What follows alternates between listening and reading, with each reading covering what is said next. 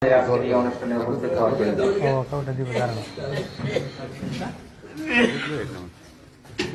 প্রিয় সদী, এখন আমাদের গ্রামের উন্নয়নের পরিকল্পনা সম্পর্কে বক্তব্য রাখার জন্য অনুরোধ করছি আকুপুর গ্রামের বিশিষ্ট শিক্ষানুরাগী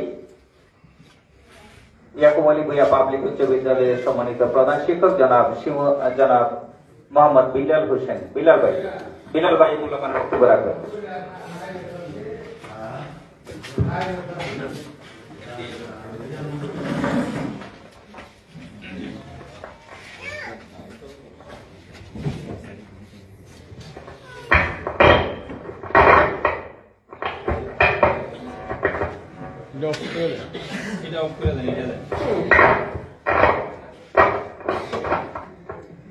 বিসমিল্লাহির রহমানির রহিম।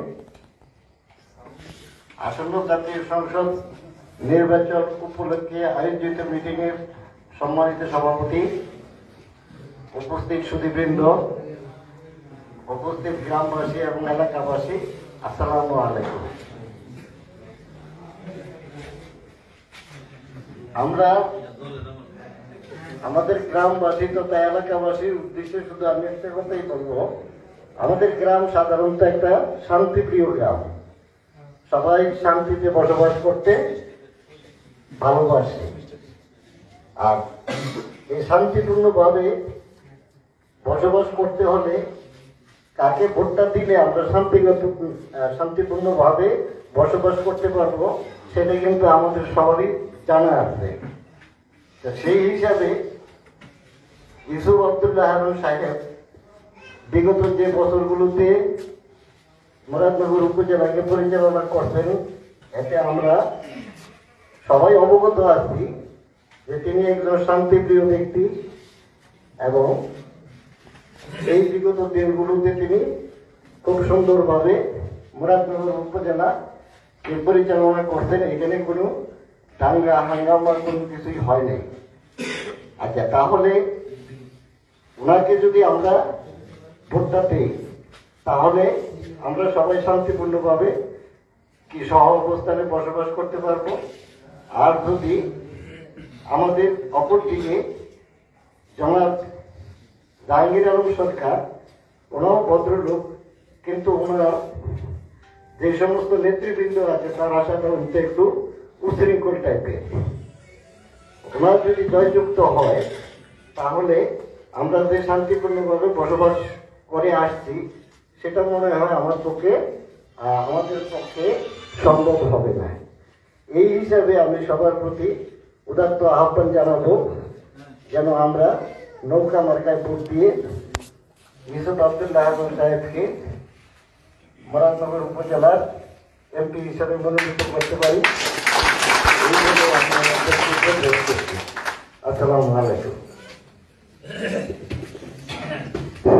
ধন্যবাদ জনাব মোহাম্মদ বিলাল হোসেন মূল্যবান বক্তব্য রাখার জন্য। এই পর্যায়ে বক্তব্য রাখার জন্য আমি অনুরোধ করছি আকুপুর গ্রামের বিশিষ্ট ব্যক্তিত্ব, বিশিষ্ট ব্যবসায়ী জনাব মোহাম্মদ আবুল হোসেনকে। বক্তব্য রাখবেন জনাব আবুল হোসেন।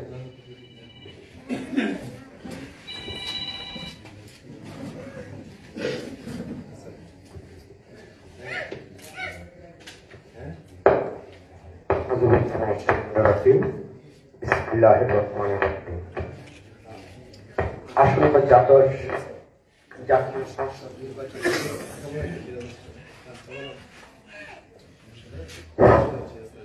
জাতীয় সংসদ নির্বাচনের আজকের এই আলোচনা সভার সম্মানিত সভাপতি, উপস্থিত চেয়ারম্যান সহ সর্বস্তরের জনগণ, সবার নাম বললে অনেক সময় লাগে,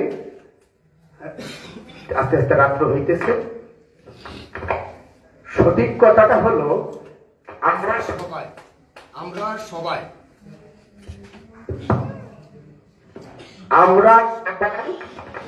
একটা মিলে আমরা সবাই কথা বলছি।